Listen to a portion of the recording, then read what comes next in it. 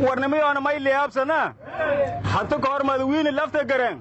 yaa unaga dooran falaanana nin dooray doorjee ka qaadani he may leega jiray gabiltu gaabilay gabilay nakaahiya ogda orosma ku dambeeyo he nimiyow hada ele masaara sugaanay hoobuna gaabilay gabiltunan aray gabiltunan arni ele masaarki ameel ku weelo hay waa bayaabsana usiin hoolis isku wada walwalba suubsado hay war waxa la yiri wixii ku dambeeyay ku horeeyeen marka lafta gareen intaan la dooran baa la caleema saaray aniga caleentaa sheegaysa ma aqaane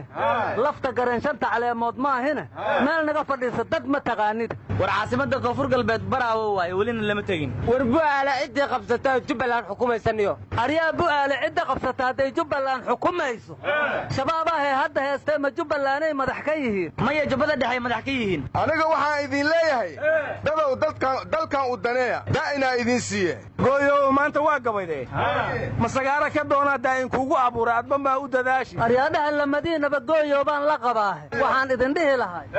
dadkaagiyo daaleeshayaal ninkii daamir loo howdamo dadkaagiyo daaleeshayaal ninkii daamir loo howdamo dalaali inoo yaalan iyo naska tala galeen markii hore ma inta hiriibeen warayaanta lama aroosi karaa la yiri oo odayaal lacag haysta ayaa gabdhihii u soo baxay warnimada duruufta dadka Soomaaliyeed maanta haysata madaxweynihii hore Xasan Sheekh ka hadlay shalay ma ogeyn miya Xasan Sheekh walaal naga joogay wuxuuna yiri dadka Soomaaliyeed maanta kii gaari gacan wato ku shaqaysanayay kii dushiisa raranayo xamaalanayay gaari dhagaxlaa kii watay gaari dameer kii watay intaba meel ay maraan mala dariiqadii waa laga xiray buu yiri dadkii maalgashiga sameyn lahaa hoteelada waaweyn dhisan lahaa markii la yiri shir siyaasadeed laguma qaban karo hoteelada iyaguna waa ka niyad jabeen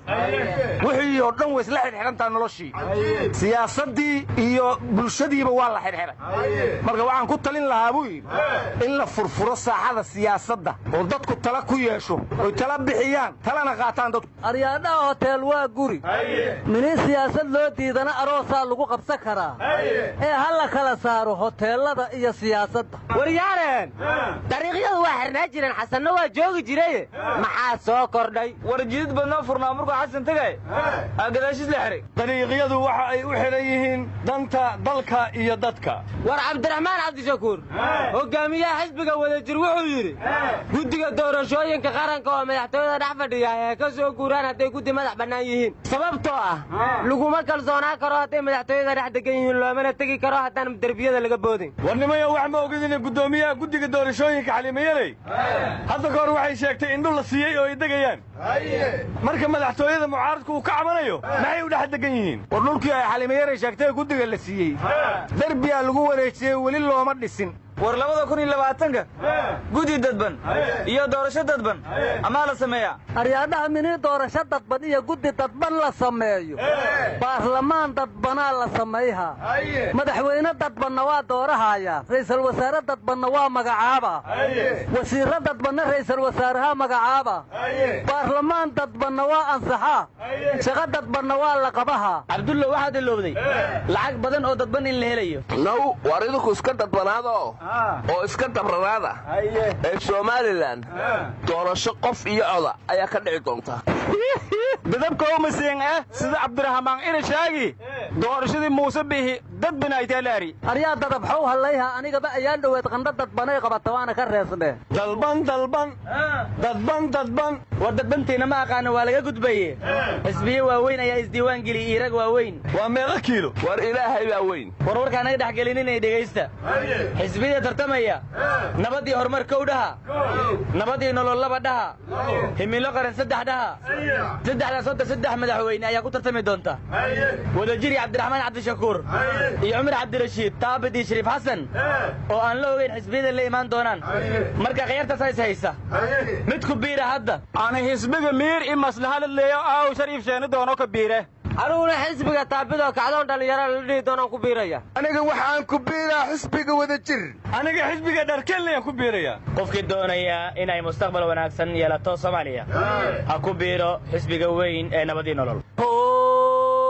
saysadkan yaa hugunkan heerku dambeeya waa hubsa saysadkan yaa hugunkan heerku dambeeya waa hubsa war ictiraafka adeer somalilan waxaa ku diidan tihiin heerka ugu dambeeya waan ogaan doonnaa ummad yahay qaran iyo qabiil qiimo kala roone waa waxaan isu qaadmi karin labada qayboode qas siyaasadeed baa jiriyo hawl qulqulataa qaladkiiyo dhibkii jira maxaa loo qurxiyi waaye qancin iyo maxaa qaab farsamo loogu qubi waaye warniyahow ma siyaasiyiinta xanaaqsanaad sheegaysaa mise siyaasiyiinta cuqdadaysan war siyaasiyiinta kuraasta haysataa waa qanacsan yihiin kuwa gambarrada ku fadhiyay ciil bistoor tahay war ma haysaane waraan loo joogo inaad ku maydhaysataane wasiirkii arrimaha dibadda ee soomaaliya